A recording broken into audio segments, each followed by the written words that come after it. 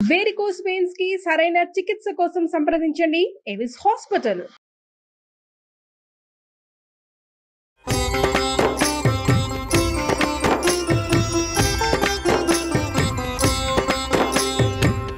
నమస్కారం. మనం అనేక రకాల పురాణాలు వింటూ ఉంటాం. మొన్నటిదాకా కార్తీక పురాణం విన్నాం. ఫిబ్రవరి వస్తే మాఘ పురాణం వింటాం. పురాణాలు మనకి ప్రత్యేకంగా వినపడుతూ కనపడుతూ ఉంటాయి.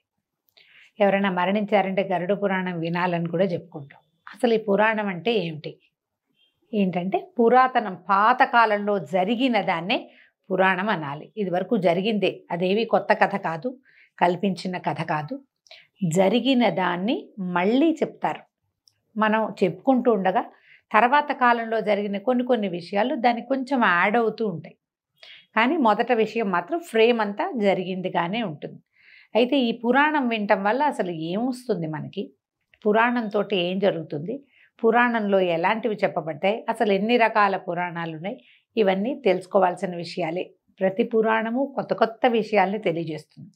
ప్రతి పురాణంలోనూ దాంట్లో ఒకటి ఇంటర్లింక్డ్గా కనపడతాయి. ఈ పురాణంలో ఇలా చెప్పబడిన గాథ ఇంకో పురాణంలో కొంచెం అటు ఇటుగా మార్పుతోటి కూడా మనకి కనిపిస్తుంది. దీనికి ఎట్లా చెప్తారంటే, ఇప్పుడు మనం మహాభారతాన్ని కూడా మనం పురాణాల్లో కలపకపోయినా మహాభారతాన్ని జయకావ్యం అంటారు. ఈ జయకావ్యం అనేది ప్రత్యేకంగా మనం ఒక శ్లోకంలో వింటుంటాం. నారాయణం నమస్కృత్య నరం చైవ నరోత్తమం దేవీం సరస్వతీం వ్యాసం తతో జయం ఉదీరయేత్ అని. ఈ నారాయణుడికి నరుడికి నమస్కారం చేసి సరస్వతీదేవిని వ్యాసుడిని తలుచుకుని జయం ఉదీరయ్యే, జయం అంటే ఈ మహాభారతానికి ఆ పేరుంది. అయితే పురాణాలన్నిటినీ కూడా జయకావ్యాలుగానే చెప్పాలి. ఎందుకంటే ఈ పురాణాలతోటి మనం సంసారాన్ని జయించగలుగుతాము. భగవంతునికి వైపుకి చేరే మార్గాలకి మెట్లుగా మనకి పురాణాలు ఉపయోగపడతాయి. అసలు పురాణాలు ఎన్ని అంటే 18 పురాణాలు మనం వింటూ ఉంటాం. 18 పురాణాల పేర్లు చెప్పమంటే ఎవరికి తెలియదు, కొంచెం కష్టం అవుతుంది. ఈ 18 పురాణాలకి ఉప పురాణాలు కూడా ఉన్నాయి. వాటి నుంచి డ్రైవ్ చేయబడి ఇంకొంచెం ఎలాబరేట్ చేయబడినవి అనమాట. అయితే దేవి భాగవతంలో పురాణాలను గుర్తుపెట్టుకునేందుకు ఒక మంచి శ్లోకం చెప్తారు, చూడండి. మద్వయం భద్వయం చైవ భ్రత్రయం వ చతుష్టయం అనాపలింగ కూస్కాని పురాణాన్ని పృథక్ పృథక్.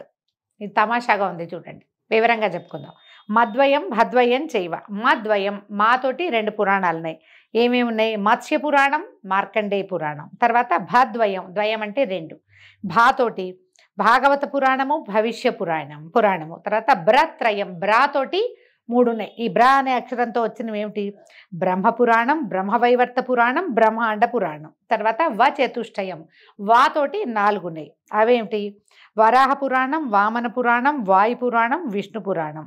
ఆ తర్వాత అనాపలింగ కూస్కాని, ఎంత బాగా చెప్పారో చూడండి. ఆతోటి ప్రారంభమయ్యేది అగ్ని పురాణం, నాతో ప్రారంభమయ్యేది నారద పురాణం, పాగద, పాతో స్టార్ట్ అయ్యేది పద్మ పురాణం, లింతో స్టార్ట్ అయ్యేది లింగ పురాణం, గాతో స్టార్ట్ అయ్యేది గరుడ పురాణం, తర్వాత కూతో స్టార్ట్ అయ్యేది కూర్మ పురాణం, తర్వాత స్కాతో ప్రారంభమయ్యేది స్కాంద పురాణం. మొత్తం 18 చెప్పేశారు, చూడండి. వాయు పురాణం స్థానంలో అక్కడక్కడ శివపురాణాన్ని స్వీకరించే సంప్రదాయం కూడా ఉంది. వాయు పురాణాన్ని శివపురాణం అని చెప్తారు. అయితే ఇక్కడ మనం చదువుకుంటున్న పుస్తకంలో అది కూడా అలాగే రాసుందనమాట. ఈ భాగవతం విషయంలో కొంతమంది దేవి భాగవతాన్ని, మరికొందరు విష్ణు భాగవతాన్ని తీసుకుంటారు. దేవి భాగవతము దీంట్లోనే ఉంది. మనం అనుసరించే సాంప్రదాయాన్ని బట్టి దేవి భాగవతాన్ని లేదా కృష్ణ భాగవతాన్ని స్వీకరించే విధానం కనిపిస్తుంది. ఈ పురాణాలని కొన్ని వర్గీకరణలు చేశారు, సాత్విక, తామస, రాజసిక పురాణాలుగా. సాత్విక పురాణాలు విష్ణు, నారదీయ, భాగవత, గరుడ, వరాహ పురాణాలు సత్వగుణ ప్రధానమైనవి. ఇలా ఉంటాయా అంటే ఉంటాయండి, పెద్దవాళ్ళు చెప్పిన ప్రకారం వినాలి మనం. రెండోవి తామస పురాణాలు మత్స్య, కూర్మ, లింగ, శివ, స్కాంద పురాణాలు తామస పురాణాలుగా చెప్తారు. తర్వాతది రాజసిక పురాణాలు బ్రహ్మాండ, బ్రహ్మవైవర్త, మార్కండేయ, భవిష్య, వామన పురాణాలు రజోగుణ ప్రధానమైనవి. ఇందులో ఒక వర్గీకరణ ఇంకొంచెం సెపరేట్గా ఏంటంటే శివ సంబంధమైనవి, విష్ణు సంబంధమైనవి, బ్రహ్మ సంబంధమైనవి, సూర్య సంబంధమైనవి, అగ్ని సంబంధమైనవిగా కూడా వీటిని డిఫరెన్షియేట్ చేసి చెప్పబడుతుంది. శివ సంబంధమైన వాటిలలో శివుడు ప్రధాన దైవతంగా, ఆయన కథలే, ఆయన యొక్క భక్తుల గాథలే కనిపిస్తాయి. విష్ణు సంబంధమైన పురాణాల్లో విష్ణు పురాణం, తర్వాత భాగవత పురాణం, నారద పురాణం, ఇవి విష్ణు సంబంధమైనవి. ఈ రకంగా డిఫరెన్షియేట్ చేయబడతాయి. ప్రధానంగా విష్ణు సంబంధమైన మాసంగా చెప్పబడేటువంటి మార్గశిర మాసము, మార్గశిర మాసంలో జరిగేటువంటి రవి సంక్రమణాన్ని బట్టి ధను సంక్రమణం జరుగుతుంది కాబట్టి అక్కడి నుంచి పూర్తి నెల రోజుల పాటు మార్గశిర పుష్యమాసాల్లో సగం మార్గశిరము సగం పుష్యమాసంలో పూర్తిగా అది పురుషోత్తమ మాసంగా చెప్పబడి విష్ణు సంబంధమైన అర్చనే విశేషంగా జరిగేటువంటి ఈ రోజుల్లో అయితే భాగవతాన్ని లేదా విష్ణు పురాణాన్ని చదువుకోవటము లేదా చెప్పుకోవటము లేదా వినడము చాలా మంచివి. అయితే మనం భాగవతంలో దశమ స్కంధం ఇంతకుముందు చెప్పుకుని ఉన్నాం. విష్ణు పురాణం ఇప్పటిదాకా ఎప్పుడూ చెప్పలేదు. ఈ సంవత్సరం విష్ణు పురాణాన్ని తెలియజేయాలని భావిస్తున్నాం. అయితే విష్ణు పురాణంలో విష్ణు సంబంధమైన గాథలు మనకి తెలిసినవే. ప్రఖ్యాతమైనటువంటి ధ్రువోపాఖ్యానము, ప్రహ్లాదోపాఖ్యానము ఇవి విశేషంగా కనిపిస్తాయి. ఈ కథాక్రమం కూడా ఎలా వెళ్తుందంటే సృష్టి క్రమాన్ని అనుసరించి ఎట్లా సృష్టి జరిగింది, ఎలా ప్రజాపతులు పుట్టారు, ప్రజాపతుల నుంచి ఎట్లా ప్రపంచ సృష్టి ఏ రకంగా పరిణామక్రమం జరిగింది, ఎలా మానవులుగా జన్మించారు, అంటే మానవులు సృష్టి నుంచి ఎలా వచ్చారు, ఈ వివరం అంతా చెప్పబడుతుంది. నిదానంగానే వెళ్తుంది కథ. పూర్తిగా వ్యాసుల వారికి విధేయంగానే మనం విష్ణు పురాణాన్ని చెప్పుకుందాం. చాలా సమాచారం ఉంటుందండి. అన్ని పురాణాల్లోనూ సమాచారాలు ఎక్కువే ఉంటాయి. మొదట్లో కొంచెం కన్ఫ్యూజింగ్గా ఉంటుంది. 1-2-3 సార్లు వింటేనే కానీ మనకు అర్థం కావు. నిదానంగా విని విష్ణు పురాణాన్ని చక్కగా సాకల్యంగా తెలుసుకుందాము. ఈ రోజు నుంచి విష్ణు పురాణం మొదలవుతుంది. ఈ రోజు నుంచే పవిత్రమైనటువంటి ధనుర్మాసం కూడా ప్రారంభమవుతుంది. మనం నెలగంటు పెట్టడం అంటాము, నెలపట్టు పట్టడం అంటాము. ధనుస్సు మార్గళి ప్రారంభమయ్యే రోజు నుంచి మనం విష్ణు పురాణాన్ని చివరి రోజు దాకా ఇంచుమించుగా మన గోదా కళ్యాణానికి ముందు రోజు వరకు ఒక నెల రోజుల పాటు ఈ పురాణాన్ని విందాం. కథలోకి వెళ్దాం. వ్యాస మహర్షి ఈ పురాణాలని రోమహర్షణుడు అనే తన శిష్యుడికి తెలియజేశారు. ఈ రోమహర్షణుడు ఏంటంటే ఆయన కథ చెప్తేనట రోమాలు నిక్కబొడుచుకుంటాయట ప్రతి వాళ్ళకి. అంటే గూజ్బంప్స్ వస్తాయన్నమాట ఆ కథ చెప్పే విధానం వల్ల. అందుచేత ఆయన పేరు అది కాకపోయినా ఈ రోమహర్షణుడు అనే పేరు వచ్చింది. ఆయన ద్వారా రకరకాల పురాణ గాథలు బయటికి వచ్చినాయి. ఇప్పుడు మనం చెప్పుకునేటువంటి కథ ఎవరి ద్వారా వచ్చిందో చూద్దాం. శుక్లాంబరధరం విష్ణుం శశివర్ణం చతుర్భుజం ప్రసన్నవదనం ధ్యాయేత్ సర్వ విఘ్నోపశాంతయే. ఏ పని చేయబోయినా మొట్టమొదట ఈ చేస్తున్న పని ఏ విఘ్నాలు రాకుండా ఉండాలని విఘ్నేశ్వరుణ్ణి ప్రార్థించి మొదలుపెట్టడం మంచిది. అలాగే ఈ పురాణం కూడా ఈ శ్లోకంతో మొదలవుతోంది. పరాశరుడు మున్నెన్నదగిన తపోధనుడు. పరాశరుడని ఆయన అందరు మహర్షుల్లో మొట్టమొదట చెప్పుకోవాల్సిన వాడు. ఈ పరాశరుడి మాట ప్రతి వాళ్ళకి తెలుసు. ఈ పేరు ఎక్కడి నుంచి వచ్చిందంటే మనం విష్ణుదాసనామం చదివేటప్పుడు వ్యాసం వశిష్ఠ నప్తారం శక్తే పౌత్రమకల్మషం పరాశరాత్మజం వందే శుకతాతం తపోనిధిం అని చెప్తాం. వ్యాస భగవానుడి యొక్క తండ్రి పరాశరుడు. ఆయన గురించి చెప్తున్నారనమాట. తల్లి కడుపులో ఉన్నప్పుడే వేదశాస్త్రాది విద్యలు క్షుణ్ణంగా నేర్చుకున్న విద్యావంతుడు ఆయన. చిన్నతనంలోనే తపశక్తితోటి రాక్షస సంహారం చేసినవాడు. బ్రహ్మమానస పుత్రుడైన పులస్త్య బ్రహ్మ వలన దివ్యజ్ఞాన శక్తిని పొందాడు. పద్మాక్షుని పాదపద్మ భక్తికి జీవితాన్ని అంకితం చేశాడు. పూర్తిగా విష్ణు భక్తి పరాయణుడే ఈ పరాశరుడు.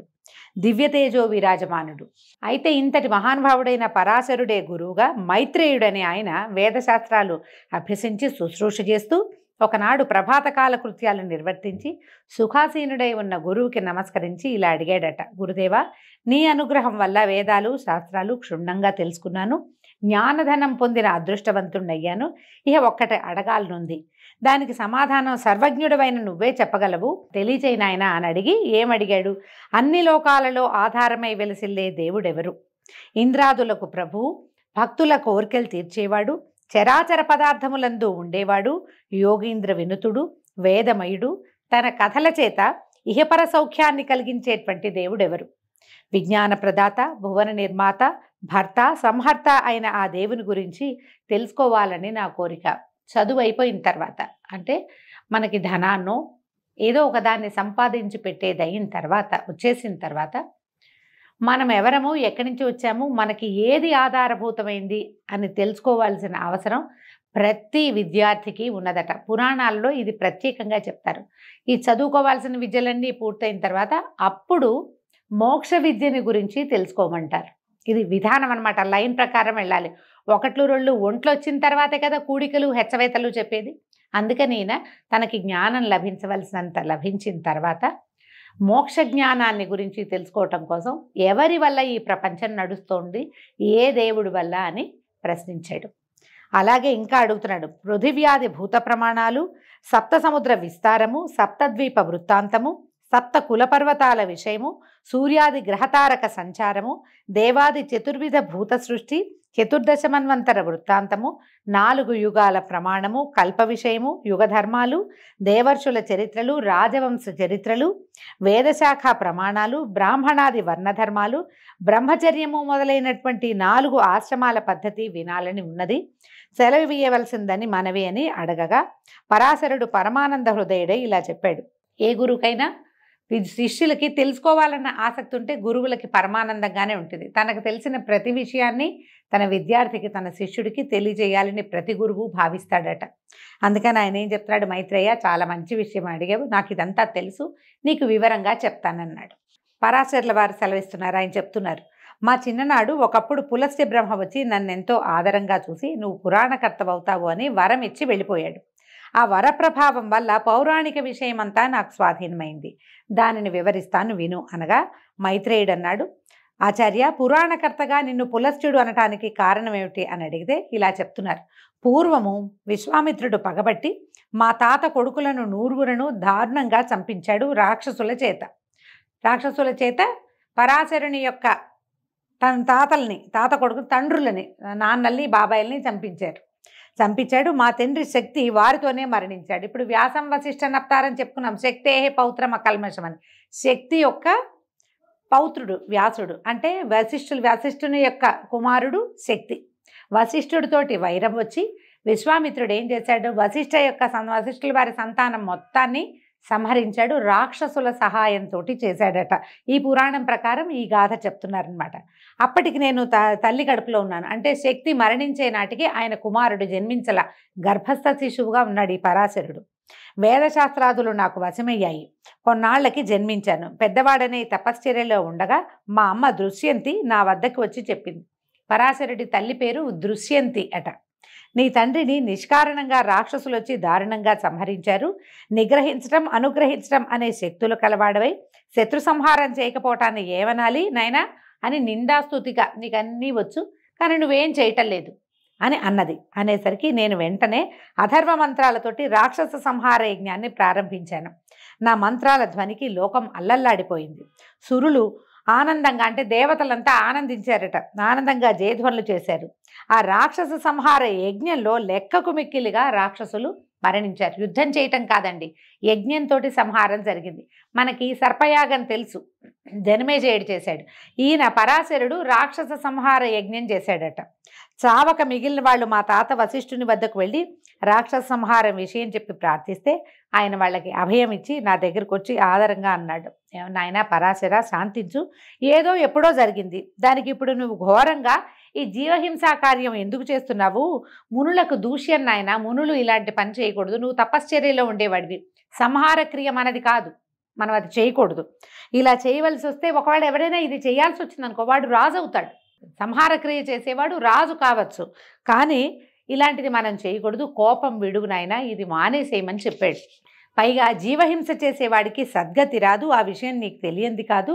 పైగా నా కుమారులందరూ సంహరింపబడ్డప్పుడు నేను ఈ రాక్షస సంహార యజ్ఞం నేను చేయలేనా? ఆ రోజు నేను చేయగలిగేవాడిని, కన్న తండ్రిని అయ్యుండి కూడా నేను చూస్తూ ఊరుకున్నాను.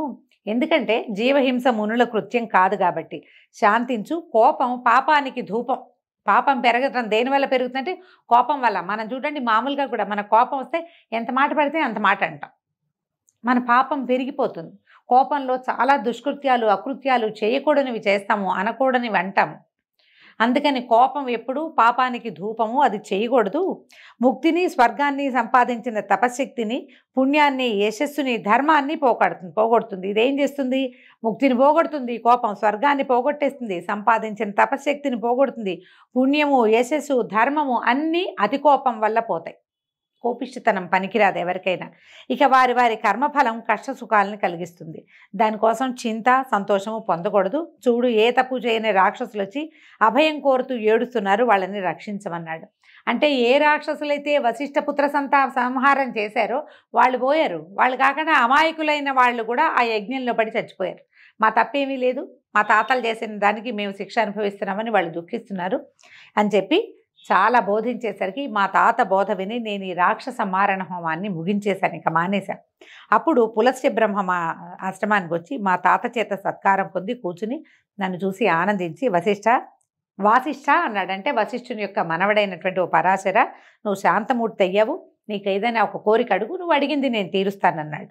అయితే నేను ఆయన పాదాలకు నమస్కరించి జ్ఞానము, మధురమైన వాక్కు, ప్రతిభ, పాండిత్యము, పురాణ ప్రావీణ్యము కావాలి, ప్రసాదించమని ప్రార్థించాను.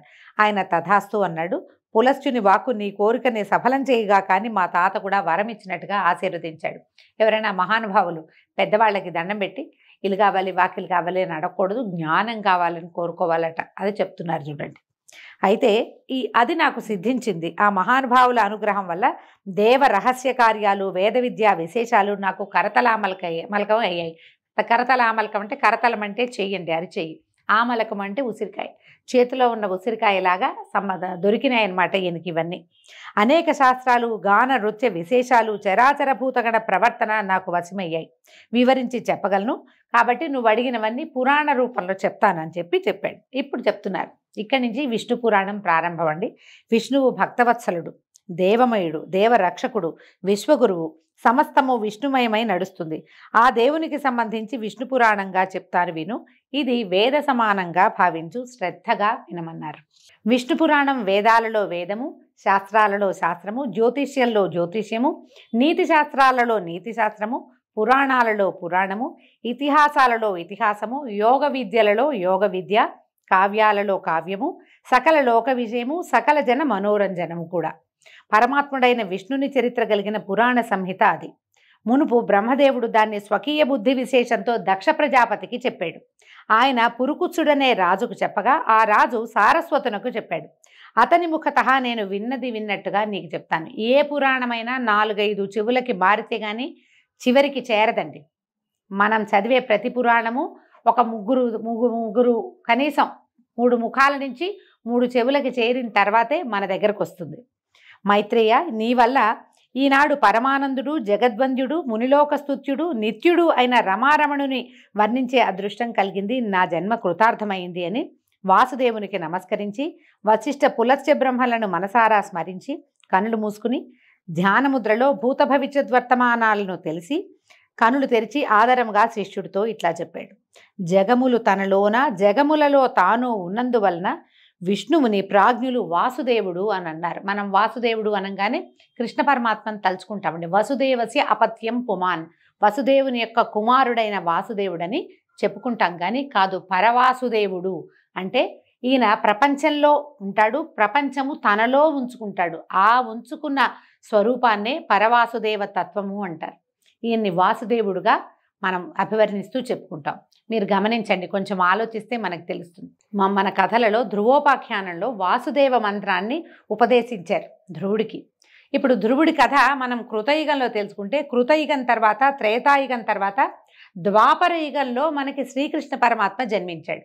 ద్వాపర యుగంలో జన్మించిన శ్రీకృష్ణ పరమాత్మని మనం వాసుదేవ అంటే, ఈ వాసుదేవుడు కృతయుగంలో ఎలా ఉన్నాడు అంటే కృష్ణ పరమాత్మ కాదనమాట, పరతత్వమైన వాసుదేవుడి గురించి చెప్పబడుతుంది అనమాట. అందుకని విష్ణువు స్వరూపాలలో ఆయన నామధేయాలలో ఉన్న వాసుదేవ తత్వము ప్రపంచమంతా నిండి ఉన్న వ్యాపనశీలుడైనటువంటి విష్ణువుని గురించే చెప్పబడింది. ఈ వాసుదేవుడు అంతా తన రూపమై చరాచరములు ఉంటాయి. ఆయన తన రూపాన్ని గనక ఉపసంహరించుకుంటే సర్వము శూన్యమైపోతుంది. అప్పుడు వాసుదేవుడు కాలపురుషుడవుతాడు. కాలం వాసుదేవుని లీలాస్వరూపంగా కనపడుతుంది. ఆ రూపమే పగలుగా రాత్రిగా కూడా ఉంటుంది. ఆద్యంతాలు లేక విశ్వమయుడైన వాసుదేవుడు అనగా కాలపురుషుడనగా నిర్వచించి ముందు వెనకలు చెప్పటం వేదాలకు కూడా సాధ్యం కాదు. విత్తు ముందా చెట్టు ముందా అంటే ఏది ముందు ఏది వెనక ఎవరు చెప్పగలుగుతారు? ఆయన ముందా ఇది ముందా అనేది అసలు చెప్పలేం మనం. ఈ వాసుదేవ స్వరూపము కాల ప్రవృత్తి. ఆ విధంగా ఉన్న కాలపురుషుని నుంచే శబ్దం పుట్టిందట. శబ్దం నుంచి ఆకాశతత్వం పుట్టింది. ఆ విధంగా ఆకాశం, శబ్దగుణకం ఆకాశం అని చెప్తారండి. ఈ శబ్దంలోంచే ఆకాశం పుట్టిందట. ఆ శబ్దానికి స్పర్శ తన్మాత్ర గుణం, దాంట్లో ఒక లోపలి గుణం ఏంటంటే స్పర్శట. ఆ స్పర్శ గుణం వల్ల వాయుతత్వము, వాయువు యొక్క రూపం ఏంటంటే దాని తన్మాత్ర గుణం, అందులో ఉన్నటువంటి లోపల గుణమేమో అగ్ని, ఆ రూపం వల్ల, దానికి రూపమే దాని యొక్క తన్మాత్ర, ఆ రూపం వల్ల అగ్నితత్వం పుట్టింది. అగ్నికి రసము తన్మాత్ర గుణం, ఆ రసం వల్ల జలతత్వం పుట్టింది. జలమునకు గంధం తన్మాత్రం అంటే లోపలి గుణం అన్నమాట. ఆ గంధం వల్లే పృథ్వీతత్వం పుట్టింది. ఇప్పుడు పృథివీ ఎక్కడి నుంచి పుట్టిందంటే లైన్ పైదాకా వెళ్ళాలండి. ఆకాశం నుంచి వరుసగా 5 గుణాలు పుట్టుకుంటూ వచ్చినాయి, ఒక దాంట్లో నుంచి ఒకటి చొప్పున పుట్టినాయి అన్నమాట. ఇవన్నీ కూడా ఈ పంచభూతాలు తమలోని శబ్దగుణాలు ప్రవర్తించగా వ్యాపించి విశ్వమయమై భావించటమే విష్ణు భక్తిగా భావించు. విష్ణువు ఎక్కడున్నాడంటే ఆయనలోంచి పుట్టిన, అందులోంచి పుట్టిన, అందులోంచి పుట్టిన ఈ 5 గుణాలు అన్నిట్లలోనూ కూడా పృథివ్యప్తేజో వాయురాకాశాది పంచభూతాలలో కూడా విష్ణువు వ్యాపనశీలుడుగా ఉన్నాడు. ప్రపంచంలో ఆయన లేని చోటే లేదు. ప్రహ్లాద తత్వంలో ఇది మనకి కనపడుతుంది. అతను చెప్తాడు, ఇందుగలడు అందు లేడని సందేహము వలదు, చక్రి సర్వోపగతుండు అని. ప్రతి చోట ఉన్నాడు ఆయన. ఎందుకున్నాడంటే ఆయనలోంచి ఇవన్నీ పుట్టుకుంటూ వచ్చాయి కాబట్టి. పృథివ్యప్తేజో వాయు ఆకాశములనే పంచభూతాలు శబ్ద స్పర్శ రూప రస గంధ పంచకము, త్వక్చక్షు శ్రోత జిహ్వ ఆఘ్రాణములు అనేటువంటి బుద్ధీంద్రియాలు 5, వాక్పాణిపాద పాయూపస్థలనే కర్మేంద్రియాలు 5, మనోబుద్ధి అహంకారాలతో రాజసిక తామసిక సాత్విక గుణాతిశయంతో ప్రజా సృష్టి విస్తరిల్లింది. ఇవన్నీ కూడా మన శరీర అవయవాల సంగతి చెప్తున్నారండి. చూద్దాం, నిదానంగా చెప్పుకుందాం.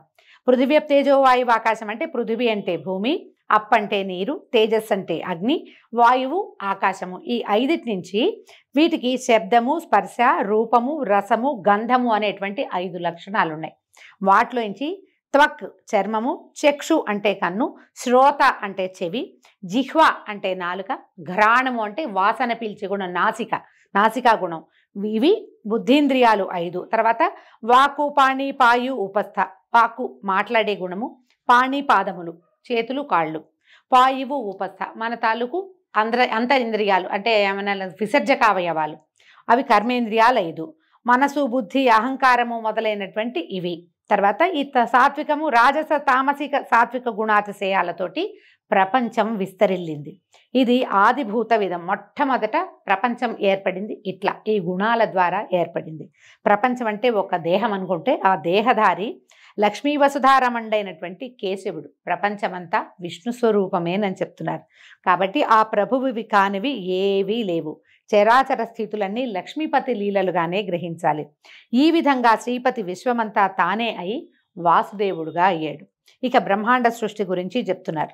పరమాత్ముడు పంచభూతమయుడు బ్రహ్మణ్యుడు తానే అయి హరినారాయణుడై పాలకడలిలో శేషసాయిగా ఉన్నప్పుడు అతని రాజస ప్రవృత్తి సృష్టిక్రియను సాగించింది. ఒక నీటి బుడగను పోలి అండం ఒకటి ఉద్భవించింది. ఇప్పుడు చూడండి, మన సృష్టి కూడా అండంతోటే, ఫిమేల్ ఎగ్గుతోటే మన సృష్టి కూడా వస్తుంది. ఈ మొదట ఒక అండం వల్లాంటి ఒక స్వరూపంతో సృష్టి మొదలైందట. క్రమంగా అది గాఢాంధకారంలో పెరిగింది ఆ పుట్టిన అండం. అయితే ఈ అండం మీద గాఢాంధకారం పెరిగిపోయి జలము, అగ్ని, వాయువు, ఆకాశాలు దాని పైభాగంలో ఆవహించి ఉన్నాయట. ఈ 4 భూతాలు ఒక్కొక్కటి 5 సార్లు కలవగా ఆ అండం మరింతగా పెద్దదై ఉబికింది. ఆ అండంలోంచి ఆ నారాయణుని రాజసమూర్తి అయి సృష్టికర్తగా బ్రహ్మ అనే ఒక దివ్యమూర్తి సంభవించాడు. ఆ బ్రహ్మ చరాచర సృష్టికర్త కాగా సాత్వికమూర్తిగా విష్ణువు పోషిస్తూ ఉండటం, తామసమూర్తిగా రుద్రుడుగా చరాచర ప్రళయం చేయటం జరుగుతూ ఉంది. ఇలాగా బ్రహ్మాండ ప్రళయాలు విష్ణులీలలుగా ఎన్నో జరిగాయి. అలాంటి నారాయణుని మహిమ ఆ చతుర్ముఖ బ్రహ్మ కూడా తెలిసి చెప్పలేడు అని చెప్పగా మైత్రేయుడు ఇలా అడుగుతున్నాడట, ఆచార్య, విష్ణువుని నిర్గుణుడని వేదాలు చెప్తాయి. నిర్గుణుడు ఏ గుణాలు లేనివాడు అని చెప్పబడిన భగవంతుడు విష్ణువు సృష్టి స్థిత్యంతాలు ఎలా కలిగించాడు? ఏ గుణము లేదంటే ఏమీ చేయలేడు, ఏమీ చెయ్యడని అర్థం. కానీ అతను ఈ సృష్టి స్థితి లయ 3 అతడే చేశాడని నువ్వు చెప్తున్నావు కదా, ఇది ఎట్లా సాధ్యపడింది అంటే అదంతా ఆయనకి సహజమైన విషయంగా చెప్తున్నారు. అగ్నికి వేడి ఎలా వస్తుంది అంటే ఎట్లా చెప్తాం, అలాగే నారాయణ నామానికి నిర్వచనం చెప్తున్నారు. నారము అంటే నీరు, అది నివాసంగా కలిగిన వాడు నారాయణుడు. ఆ నారాయణుడు భూతరాశికి కర్త అయిన ప్రజాపతి అని చెప్పదగినవాడు. అతని పరమాయువు 100 సంవత్సరాలు. ఆ దేవుని పరమాయువు అయిన 100 సంవత్సరాల కాలంలో మనలాంటి వారికి ఎన్నో సంవత్సరాలు తిరిగిపోతాయట. ఆ కాలక్రమం గురించి చెప్తున్నారు. ఎలా కాలం వీరికి ఉంటుంది, దైవానికి ఎలా ఉంటుంది అని. ఒక లఘువుని పలికేంత కాలం 1 నిమిషం, 18 నిమిషాలు ఒక కాష్ట, అవి 30 కలిస్తే ఒక కళ, 30 కళలు ఒక క్షణం, 12 క్షణాలు ఒక ముహూర్తం, 30 ముహూర్తాలు ఒక పగలు, ఒక రాత్రి, అంటే ఒక రోజు అనమాట. ఒక పగలు ఒక రాత్రి, 15 దినాలు ఒక పక్షం, 2 పక్షాలు ఒక నెల, 2 నెలలు ఒక ఋతువు, 3 ఋతువులు ఒక ఆయనం. మనకు తెలుసు కదా, దక్షిణాయనం ఉత్తరాయణం చెప్పుకుంటాం. అవే ఉత్తరాయణ దక్షిణాయనాలని 2. ఈ 2 కలిపితే ఒక సంవత్సరం. దేవతలకి అది ఒక పగలు రాత్రి.